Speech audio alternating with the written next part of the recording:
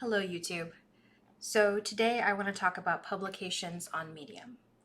So as a Medium writer, you don't have to post through a publication. You can just write a post and then post it, hit publish, and your post is live on the platform. However, there is a lot of potential benefit, and I want to underline that word potential. There's a lot of potential benefit in getting your work accepted to a major publication and even one of the smaller or medium-sized publications on the platform.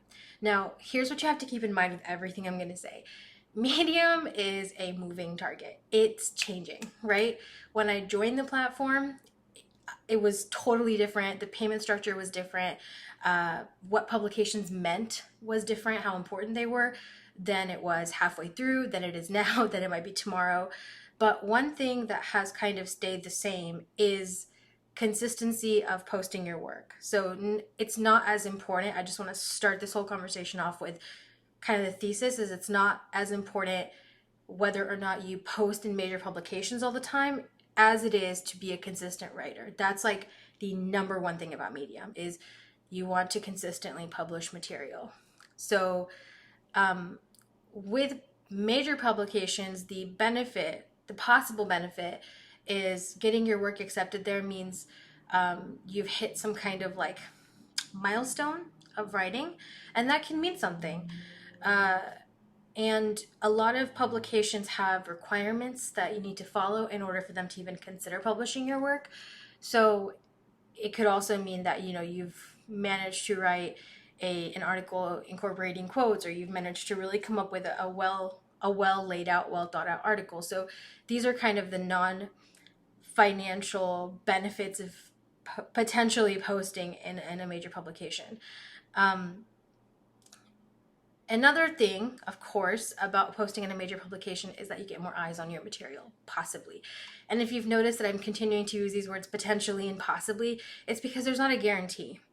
From my experience, I have had my articles accepted in what are considered major publications, and those articles have done poorly compared to those articles that I either just published without submitting to a publication or submitted to my own publication that I own, that I manage, which really has like no requirements other than like, do I think this should be online? So now moving on to smaller and medium-sized publications, the benefit here is that you can possibly get that same push of getting eyes on your material, and it's less difficult to get your work accepted in the smaller or medium-sized publications.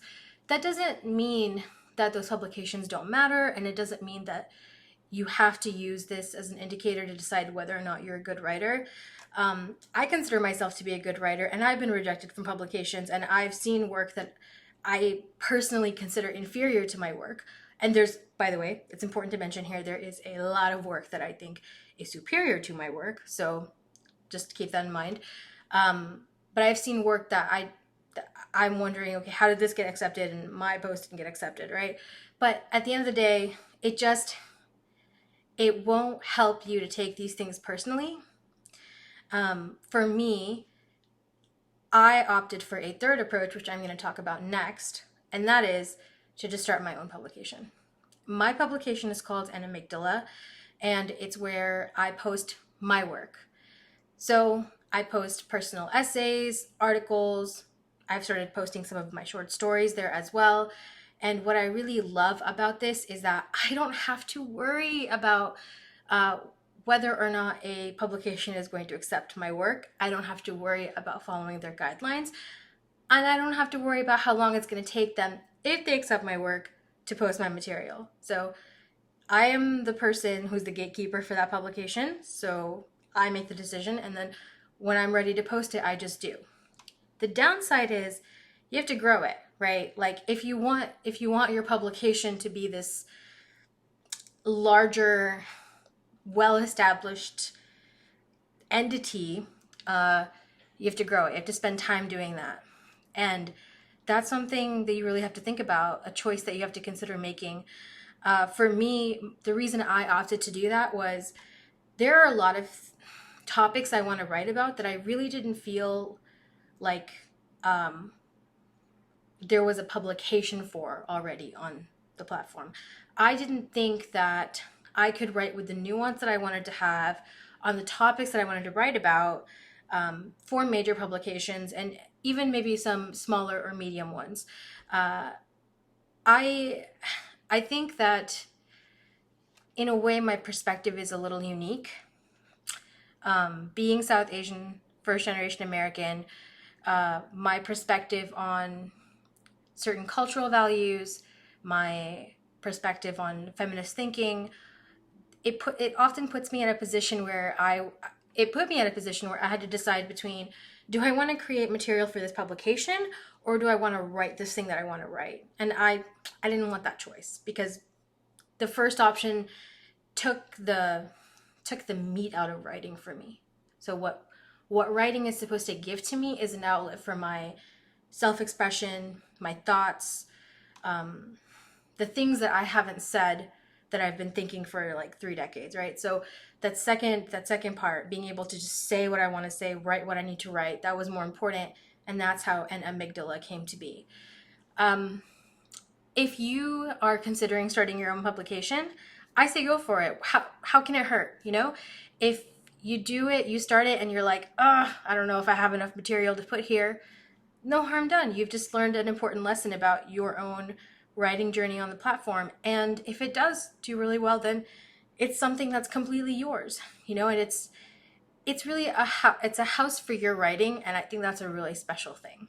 Um, I want to move on to the idea, the fourth kind of publication topic, which is essentially just not using publications, just posting your material.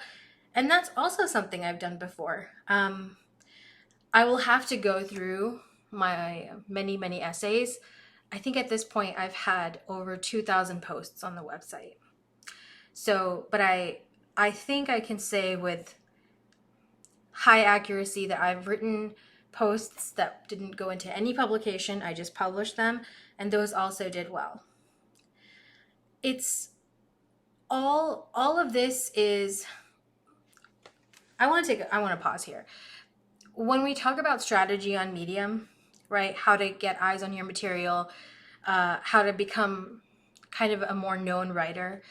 I think a lot of people come at it with answers. They're like, take my course and I'm going to teach you how to make $5 billion. Okay, not $5 billion, but they're like, I have cracked the code, this one code, or I have access to the secret algorithm that they use, and I'm going to give it to you if you just listen to me. And, I'm at this like top tier, right, of the medium pyramid. And the thing is, it could work for you and it couldn't work for you. The advice I have to give could work for you and it couldn't work for you. There's no way anybody can tell you exactly what to do to succeed on that platform. There just isn't. A lot of people who succeed, there are so many other variables that we don't know about when it comes to their success, including just luck. Just like seriously the luck of the draw, right? As well as, what does that mean? Like, what is their metric for success? How are they measuring their success versus how do you measure your success? All these things are really important to think about. So if you are somebody who is new to the platform or someone who's looking to write more consistently on there, I would say sit down and really think about, or stand, whatever you do to think really deeply about what you think success should look like for you on the platform. And from that point, think about where you are, think about where that success point is for you, and then think about what kind of process you want to have. Because a lot of people don't realize that how important that is for writers. It's like, yeah, I mean, sure, you could post 10 posts a day. You could go online and essentially just rewrite drivel over and over again. But if you're a writer, I would guess, my assumption would be that you're interested in cultivating your voice, you really want to hone your craft, right? So the process from where you are to what success looks like to you, that process is as important and will shape your success. So it is as important as your success, and it shapes your success. When I tried to follow rules that other people had given me, where they were like, do this and do that and write this often and make sure you read this many articles and do all these things, I honestly felt like I don't want to do this anymore. This is not fun. This is not making me feel good, you know? This is not making me feel like I'm growing as a writer. So I had to really take a step back, and I've mentioned in some of my writing before that I just took a couple of months break because I felt like, who am I becoming? Like, is writing like this, or is following this advice really leading me to be the kind of writer I want to be? And the answer was no. I had to go back to the drawing board. I had to think about who I want to be, what I want my writing to look like, all of that, right? And I have a better sense of it now, but I really had to go through this process of understanding success is great. I get it. Yeah, of course we want success, right? But what are your habits around writing? What do you get out of writing? What's your process look like? What are the non-financial things you want to gain from this experience, right? These are all really important too. So in terms of publications, go for whatever you want to do. If you want to go for the major publications, go for it. If you get rejected, most of us, if not all of us, have gotten rejected. I've written an article on this before that I think at this point in my life, I get rejected more than I am successful, but the successes I have a much bigger and better impact on my life, and the rejections I get literally just help me do better. They're like important feedback that I need to be successful the next time around, or the next time around, or wherever it comes. And I think you really have to hold that philosophy at the center when you are going to write for major publications. And if they don't accept your work, feel free to self-publish, or go for the smaller or medium publications. That's also great. And then if you are interested in starting your own publication and you're interested in really growing it, I would go back to that keyword, consistency. Write consistently. I can't stress that enough. And that doesn't mean be a content mill. That does not mean just every day, literally just be by the computer typing away all the time. It just means if you can write 3 times a week, be sure to write 3 times a week. Try to make it a habit. If you can write every day, do that. And just remember that it's not perfection that's going to get you to where you want to go. No. It's that word. It's consistency, and it's honing your craft, and it's becoming a better writer through the process. Whew. Okay. That was many words. I hope that offered some perspective on publications. I will talk more about them in later posts. I just feel like I've learned so much from this platform in the past. I say 2 years, but it's almost 3 years. It's 2.5 years, right in the middle. But yeah, so I will share more about this. And if you have any questions for me, you can visit my website, RebeccaWrites.com. My name has 1 C. Go ahead and send me your questions. I don't know if my comment section is open yet, and I honestly, at this point, I have to remember what to do to open it up.